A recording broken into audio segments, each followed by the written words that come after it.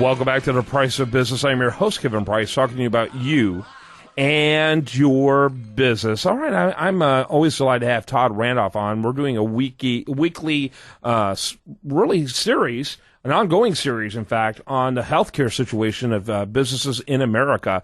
And he's a great advisor when it comes to the medical field. His company, USI, can be found at usi.biz. And we've had some interesting conversations. It looks like we're going to have another one today, Todd. Yes, thank you very much. Today we have with us Mike Rydin from HCSS.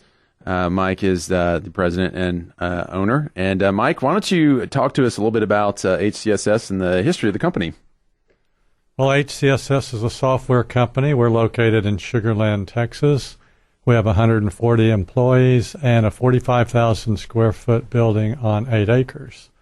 And healthcare, health, wellness and things is central to our business. We do, however, sell construction software to construction companies. That's interesting. And I know that area really well, West Airport Boulevard area over there in Sugar Land. And how old is the company?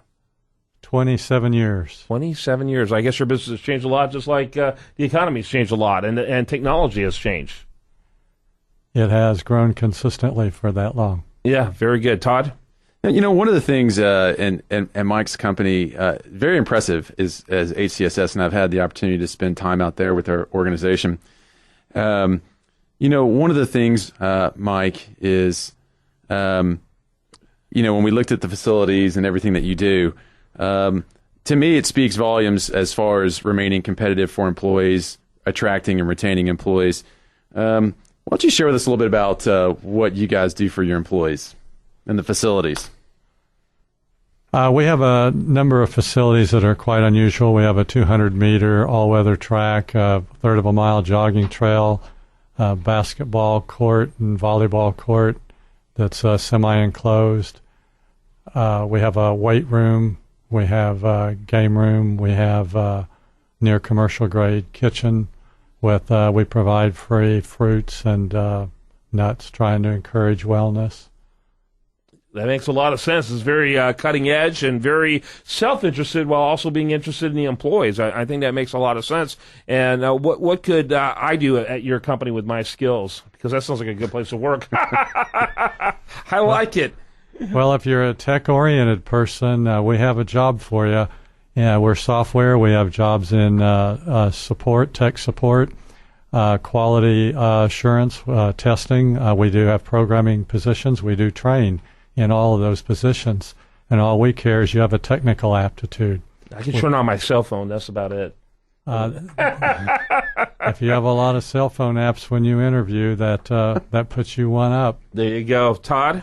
You know, one of the things, I heard an interesting comment on the radio this morning that I shared with Mike, and I wanted to get his viewpoint on it. And over in the state of Kentucky, they decided to ban handshakes after football games because they've had a few incidents over the last 3 years.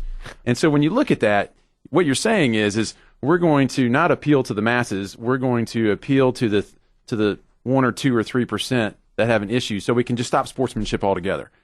But we look at healthcare organizations, and we look at it on a bell curve and say 15% are extremely happy employees, 15% are your squeaky wheels, and then there's that 70% in the middle that they come to work every day and do their job, and they're loyal to your company.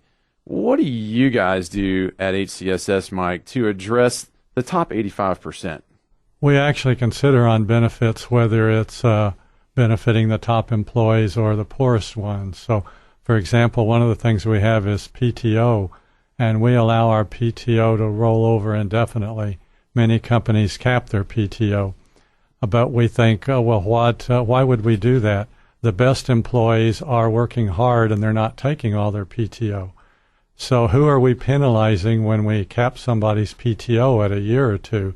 We're penalizing the people that were working hard and didn't have time to take it, and we're rewarding the people that take 100% of their PTO every year. What sense does that make? Mm-hmm. So yeah. We're always analyzing all our benefits to see that the proper people are rewarded. Very interesting. Very interesting. And so you were just saying, by the way, you were just across the street over here, not that long ago, or how long ago was that? 4 years ago. 4 years ago. So you've expanded quite a bit since then. We had 2 floors here. We were on the 11th and 12th floor of this the building across from us. On Savoy. Yeah. On Savoy. And the elevators were really slow. It took so long to get out of the building to work out or anything, and we didn't have the facilities in the building, so we built our own freestanding building with the facilities we needed to build a wellness culture. Yeah. I always bring my lunch to go get lunch on these elevators. They're twin towers, by the way, for the listener out there. So, yeah, I bring my lunch to me because I know I'll starve to death before I make it down. Todd, go ahead. Yeah, it's interesting you talked about the buildings and everything. And Mike, you made an interesting comment earlier about the cost, in a sense, of having the facilities as a percentage of what you pay your employees. Why don't you share with our audience? We have a lot of wellness facilities, as I said, and we computed the costs, and it was something like 1% of the labor costs. And, for example, my least expensive employee cost me about $300 a day, and we spend something like $3.50 a day per person for all those facilities I was talking about. And on my radar screen, that doesn't even compute, because it allows me to recruit, retain employees. I don't have to necessarily pay top salaries because I've got top facilities. So I can easily make up the cost of those facilities back. Very interesting. All right, Mike Rydin, he's with HCSS, which stands for?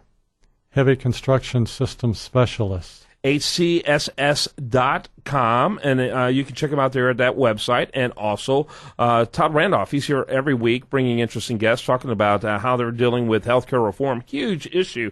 By the way, if you want to bring your issue as well, why don't you go ahead and give your email address real quick?